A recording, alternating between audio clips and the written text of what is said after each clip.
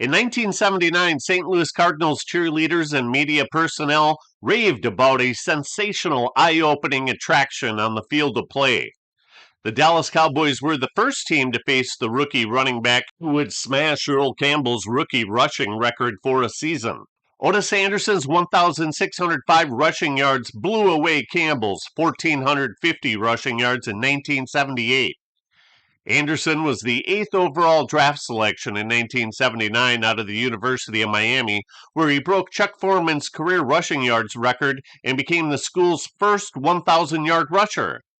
On 21 carries, Anderson broke loose with 193 rushing yards in a 22-21 loss by the Cardinals to the prior year's defending NFC champion Dallas Cowboys. Anderson's 193 yards are the second most by a rookie in his first game. Allen the Horse Amici ran for the most with 194 yards on September 25, 1955. Amici was drafted 3rd overall in the 1955 NFL Draft by the Baltimore Colts after he won the 1954 Heisman Trophy while he played fullback on offense and linebacker on defense at the University of Wisconsin. Incidentally, he led the NFL in rushing yards as a rookie with 961, but it was his game-winning goal line touchdown in overtime that won the NFL championship game in 1958, for which he is best known. Otis Anderson's rookie season was additionally special because he was the first rookie to record 8 100-plus rushing yard games. He finished with 9. He was also dependable, as he started all 16 games. And he was a workhorse, because he had 5 games in which he logged 25 or more carries. His 6'2", 210-pound frame and running style was very similar to an all-time great, O.J. Simpson. So similar were they that Anderson was nicknamed O.J. Anderson. Here's the juice. O.J. Simpson's 1969 rookie season paled in comparison to O.J. Anderson's, as Simpson only had one 100 rushing yard game, only one game of more than 18 carries, and only 8 games started. For their careers, Simpson outgained Anderson by only 963 rushing yards. Interestingly enough, Anderson scored 86 total touchdowns, while Simpson only scored 76.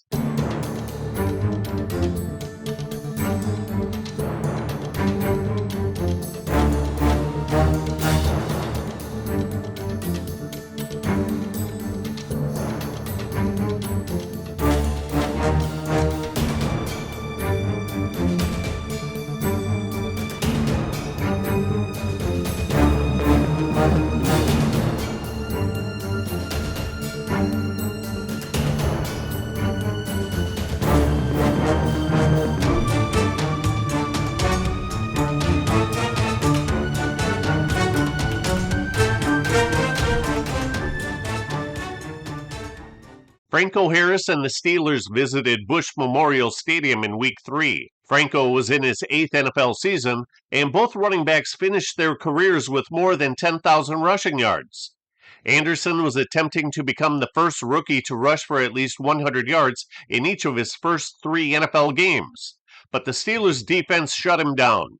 He only rushed for 37 yards on 16 carries, with 12 of those yards coming on this play, which gave the Cardinals an early 6-0 lead.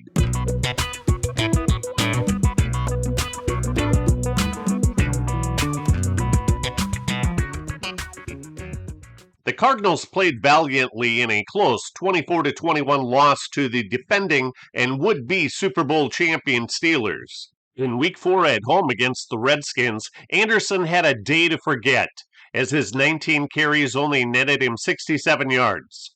While he caught 4 passes, they only tallied 9 yards, and his fumble resulted in an early 7-0 lead for Washington, who won the game 17-7. Anderson didn't have much pass-catching experience, as he only averaged a little bit better than 1 reception per game during his 4-year college career. He later developed strong receiving skills, as demonstrated on this 21-yard scoring strike in Week 11.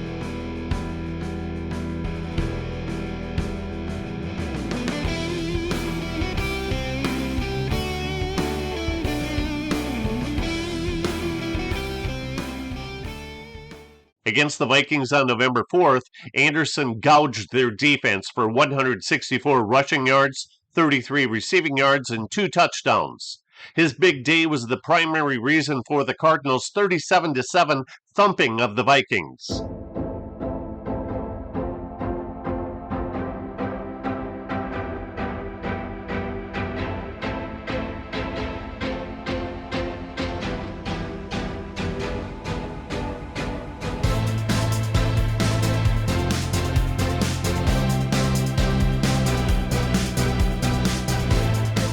In Week 14, Anderson spun his way to a 129-yard rushing day despite the Cardinals' 75 net passing yards. The 49ers' record was 2-14 in 1979, but just 2 years later they were Super Bowl champions. Just 2 years earlier, Earl Campbell won the Heisman Trophy at the University of Texas, and he was drafted first overall in the 1978 NFL Draft by the Houston Oilers. Campbell's 1,450 rushing yards as a rookie broke Don Wood's record that was set in 1974.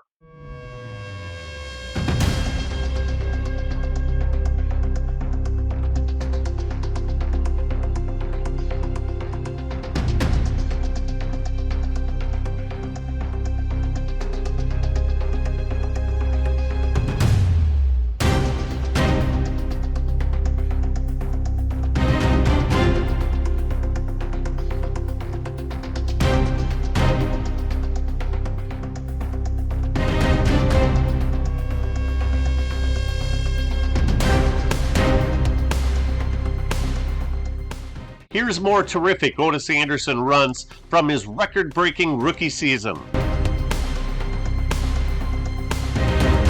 Anderson was named as the NFL's Offensive Rookie of the Year, as well as first-team All-Pro, on the basis of his 1,605 rushing yards, which was third best in the NFL.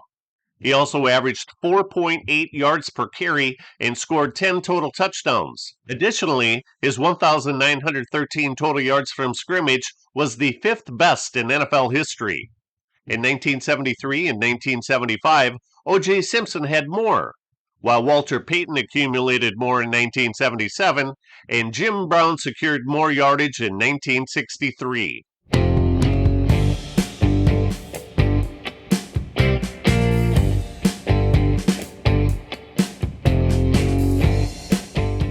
Otis Anderson transformed the Cardinals' running game that finished with the 25th most rushing yards in the NFL in 1978 to the third most in 1979. The Cardinals' 3.5 yards per carry was the 26th best in 1978, but Anderson was the primary reason for the team's improvement to second best in 1979 with the 4.6 yards per carry.